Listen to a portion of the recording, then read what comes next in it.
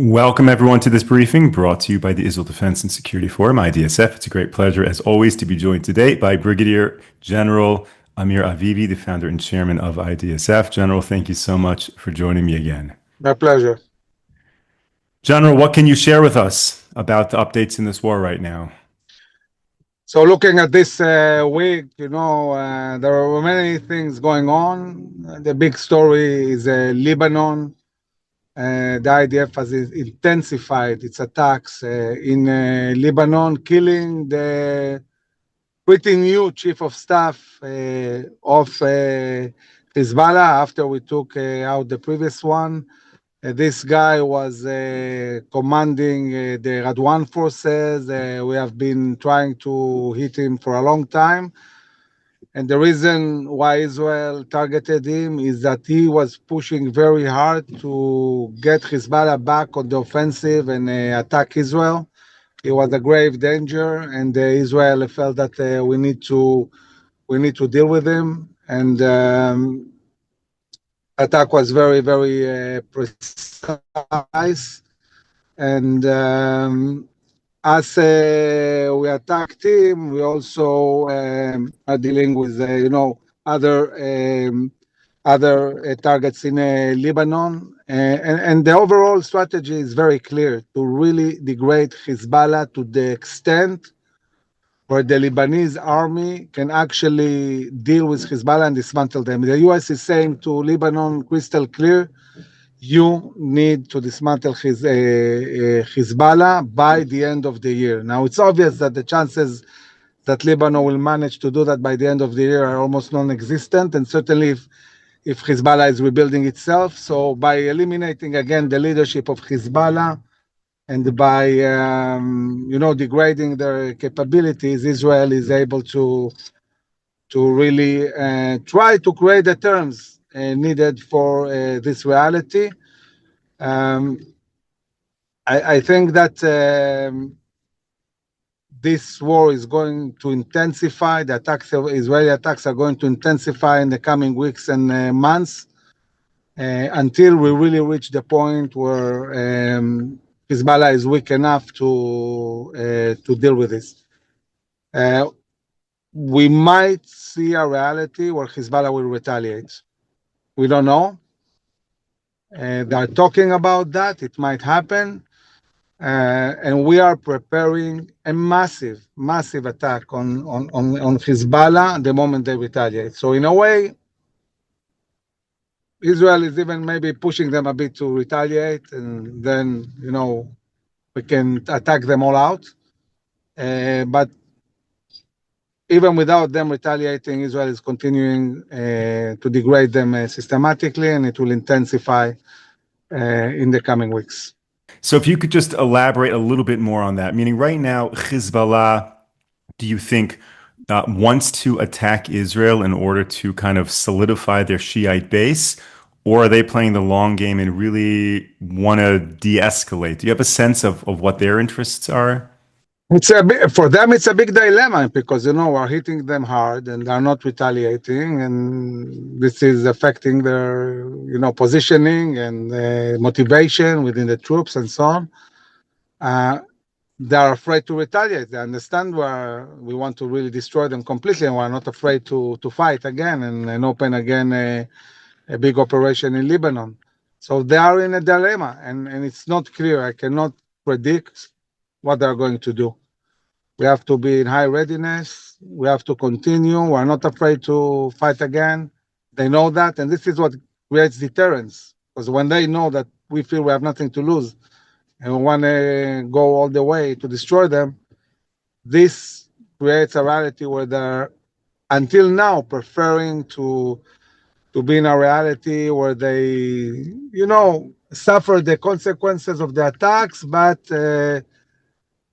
continue rebuilding themselves. Because the problem we have is that, yes, we are degrading them, but the pace in which they are rebuilding themselves is quite high, and we're not keeping up. So now we're intensifying the fight, and we'll see where this goes, where it will go. And what would you say is the level of coordination right now between Hezbollah and Iran? It's very, very close, and Iran has invested $1 billion since the ceasefire in Hezbollah. It's amazing. You know, a country that has no water, they have nothing to drink, and they're investing huge amounts of money. Instead on Tehran, to make sure that there is water, they're, building against Hezbollah, but it's not going to work. We're not going to let them rebuild Hezbollah. Not going to happen. For sure. And if, General, we can now shift to talk about what's happening with Gaza and also what's happening with Egypt in terms of the smuggling that's happening. If you can give us an update on that. Yeah, so in Gaza this week, we saw an interesting phenomena. You know, we had all these tunnels on the Israeli side of Gaza, on the eastern part, and we estimated there were like 200 terrorists hiding in these tunnels. Now the estimation went down to like 80. But what happened this week is that they ran out of water and food. So they started emerging from the tunnels. And when they emerged, we targeted them and we arrested them. There were a few that managed to escape to the Hamas side of Gaza. But overall, Israel is systematically destroying them. I mean, there was talking about the fact that, there will be a deal and we'll let them go if they give us the hostages. And we said all along, it's not going to happen. We're going to destroy them. And Israel is apprehending them, is attacking. And as we're dealing with this, there is also a situation where Hamas is trying to attack along the yellow line. It's not big attacks, but it's terrorists trying to cross the yellow line and reach, Israeli positions. We have targeted several terrorists, but we also, every time they send terrorists, we don't only deal with these terrorists, we immediately launch a big attack and target Hamas leaders in their area. And this has been going on in the last week. It seems that the U.S. is dealing with a lot of challenges trying to build this coalition and, this force that is supposed to go in Gaza. Nobody wants to deal with Hamas. Nobody is going to do the job for us. Nobody wants to fight Hamas and militarily try to dismantle them. This is only the IDF can do. And I was listening this week to the Prime Minister. I think we are getting closer and closer every week that passes to the point where both the US and Israel will say, okay, that's it. It's, you cannot dismantle them without the IDF launching the attack. And we'll see the IDF at a certain point, probably maybe in a month too. I don't know how long it will take, moving towards an attack and dismantling Hamas. For the IDF, without hostages, it shouldn't be a war that will be too long. The IDF maneuvers very, very strongly. They can bring Hamas to a surrender in a very short time. But are you able to pinpoint what exactly we're waiting for? Is it just like a matter of time before policymakers, so to speak, wake up and realize Hamas is not going to disarm themselves? Like, why is this going to take 1 week versus 10 years? What needs to happen for people to come on board and understand Israel's position? So I think we're in a moment where there are several reasons why we're not moving forward and attacking. One is the U.S. says we need some time to organize this coalition. We're working on extending the Abraham Accords. We need quiet. We need to do this job without a big war in Gaza. This is one reason. The other reason is that the IDF is saying we need time. I can tell you that the chief of staff has asked many times the prime minister to have like a ceasefire in order to organize the units, in order to really work seriously on the equipment, on the tanks, on the engines, on the APCs, to deal with everyday issues of the army. The army has fought for 2 years. Our soldiers and commanders, are tired. They need to go back a bit to training. They need vacation. They need to work on the equipment. We see lately commanders that after the big war ended saying, okay, we really participated in the big war. Maybe we don't need to continue serving in the IDF, and they're not signing. They're not staying in the army. Company commanders, battalion commanders. So the army feels, that it needs to take care of its people and equipment and so on. So they're also looking for some time to organize. And as this is happening, there is also a shift of center of gravity from Gaza to Lebanon. So the army is saying, wait, but we need to degrade Hezbollah. Maybe we need to focus on that at the moment. So there's multiple reasons why, we're not renewing the offensive in Gaza. And these reasons will continue in the coming weeks. And the question is when it will change. And while this is happening, Hamas is regrouping. Hamas is attacking our positions. Hamas might attempt to, take a hostage from the soldiers or attack positions. So we're taking a risk here. You might say it's a calculated risk, but it's a risk. There are ongoing operations. The army is preparing its plans for renewing the offensive and destroying Hamas. There will be a moment when the cabinet will approve the plans. There will be a moment when Israel and the US will be fully coordinated, and it's imminent. I mean, it's just a matter of time until we will have to renew the operation and finish the job. Now, in your years of service in the IDF, General, you commanded the Egyptian border. So maybe you can explain what exactly is happening with all of these drones and this weapons smuggling from a country who presumably we have peace with. What's happening there? So maybe a bit of history about this border. Until the beginning of the 20th century, like 1905, 1906, all the area was completely open, and the Sinai Peninsula was with Bedouin tribes moving freely, completely freely between the Sinai Peninsula, the Negev Desert, and Jordan. And there was huge trafficking of goods and drugs and women and weapons all over the place. And then Britain, that at that time controlled Egypt, they decided to extend their control to the Sinai Peninsula. They sent warships to Eilat and to the vicinity of what is Gaza today. They put these warships there and said to the Turks, that's it, this is ours. And they started negotiating, and they created a border. 1906, a border that was created between the British and the Turks. And this is now the internationally recognized border between Egypt and Israel, and also Egypt and Gaza. And this border was a completely artificial border. And what it did, it cut these tribes into two. So when you look at what's going on today, you have a mirror reality between the Israeli side and the Sinai Peninsula side, the Egyptian side. You have El Khiyat tribe on the Israeli side. You have El Khiyat tribe on the other side. You have Tarabin tribe on the Israeli side. You have Tarabin tribe on the Sinai Peninsula tribe. So these families live on both sides of the border, and they continue to do what they've done for 1,000 years, smuggle. And each time they smuggle different things. So before I became brigade commander on this border, they used to come with camels, with hundreds of camels carrying weapons or women or drugs.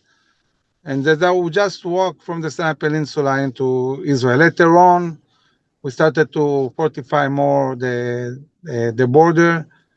And then it became more difficult for them to do that. And then you would see cars coming from each side and passing goods.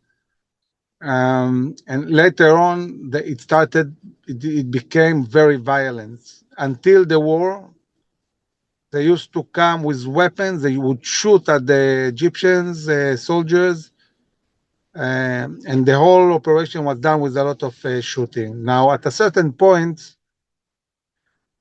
what happened was two things happened. One, an Egyptian policeman went from the Egyptian side to the Israeli side and killed 2 Israeli soldiers. And following that, Israel completely changed the rules of engagement along the border and started enforcing, reality in a much tougher way. And then the war came. And in the war, there were dangers from these borders. So Israel closed it even strongly. And then they wanna do what they wanna do. They wanna smuggle. So they said, okay, we cannot do it anymore. Even shooting, we cannot do it. We need to find a completely new way to do it. So this phenomena of drones, it's completely new. It's happening just in the last year. They shifted from the way they were smuggling before to a new way. But what worries us is that mostly, they were smuggling drugs, but now they are smuggling a massive amount of weapons from the Egyptian border, from Egypt, and also from Jordan. The IDF is getting better at apprehending that, but still, it was published that in 1 month the IDF, after it improved, managed to, I think, apprehend 130 drones. You have 70 a day. What is 130 drones a month? It's dozens and dozens a day. So the smuggling continues, and it's a very, very big challenge. And the big question is, okay, but who is the consumer? Who is getting all these weapons?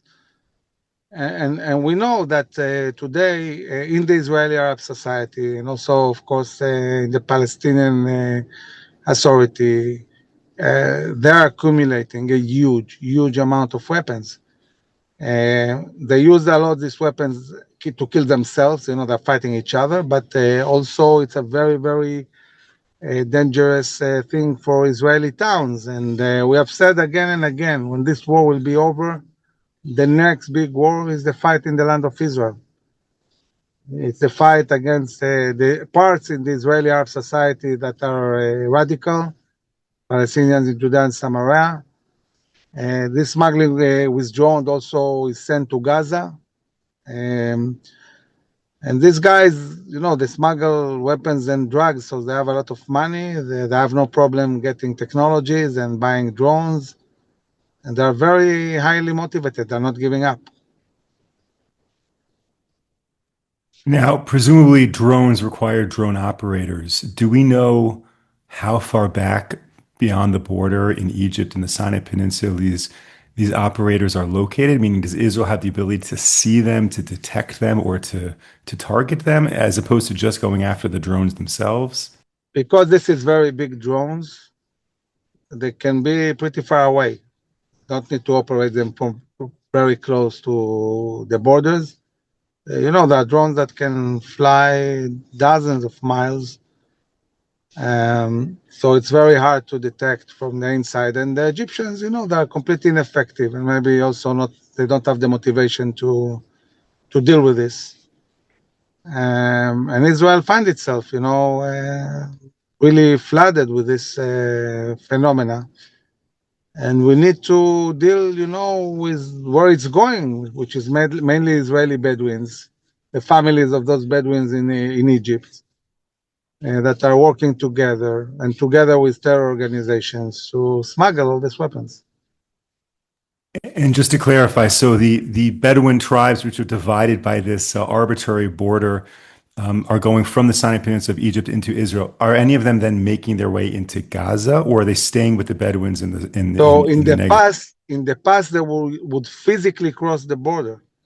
Okay, I encountered many of these Egyptian Bedouins that would cross the border to the Israeli side. Now they're not crossing at all. They're simply sending drones to each other. They don't need to cross the border. The drone crosses the border, not the people. Okay, so we don't see what we saw in the past, that they would, physically go in.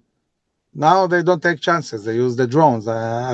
Worst case scenario, the drone is captured, So they say, look, even if I don't know 1/10 of the drones is captured, they still make a lot of money and they still manage to smuggle a lot. And this is how it has been working for years and years. If it wasn't successful, they wouldn't smuggle. They make money out of that. I'm sorry, just to clarify, but the drones that are coming over the border, are any of them smuggling into Gaza or are they just smuggling into the No, Negev? no, definitely into Gaza. And into Gaza, they smuggle in two ways, or directly, crossing from Egypt, from Rafah, from the Egyptian side of Rafah to the Gazan side of Rafah. But we've seen a lot of smuggling that it goes from Egypt to Israel, and then the Israeli Bedouins send it to Gaza from Israel. We apprehended many of those. And when we saw during the war drones landing in Gaza, anybody who came to close to the drone was shot. But now we are in a ceasefire, and it's not happening. So the drone lands and nobody shoots. And this is not good because they're smuggling weapons. So this is also something that is not sustainable for the long term. General, final question on the issue, and then we'll let it rest right now. So the drones are coming in, and they're hard to stop. Why can't Israel deploy more police, more border patrol in the Negev to stop the Bedouins from receiving these packages? Meaning the drones are coming in and they're hard to stop, but they're landing somewhere and then people are picking them up. Why can that not be a proper solution? Theoretically, it's supposed to be, but we suffer from real scarcity of police and border patrol. It's really, really problematic. And you see that many times it's actually the alert teams in the towns that assist and help. They see, they spot, they also try to stop it. And we talked about the fact that, Israel is investing huge investments in the army. We need to shift the center of gravity to what's happening inside Israel. This is the next big challenge. It's already a big challenge. We need a bigger police. We need a bigger border patrol, but we also need an oversight over all the alert teams inside Israel to coordinate command and control and oversight and training. And we really need to build strongly our capability to deal with the internal challenges. 100%. And that is one of the projects, as you well know, we are working very hard on at IDSF. So maybe we'll dedicate an entire briefing just to that model of how to effectively combat that issue. So General, thank you I so saw a much. question Please. about, the laser and so on. Israel is deploying multiple technologies to deal with drones. We dealt with them in the Lebanese border, and we're dealing also on the Egyptian border. We're trying to bring more capabilities, and we're getting better. I mean, we're dealing with this, but we have to remember, even if we manage to really deal well with these drones, Israel is still flooded with hundreds of thousands of illegal weapons. It's already existent. It's already a really, really big threat. The fact that they're massively pushing weapons into Israel shows one thing: they're preparing. They want to fight. This is the main issue. So even if we improve from 10% to 50% success or 80% success, it doesn't change the challenge that we are experiencing inside Israel and where this is going. Brigadier General Amir Avivi, thank you so much for sharing all of that. And thank you, of course, for your leadership throughout this war. Thank you to all of our viewers and supporters for tuning into this briefing. We will be back with you tomorrow, 10 a.m. Eastern Time, 5 p.m. here in Israel. Until then, stay safe, stay strong. Take care, everyone.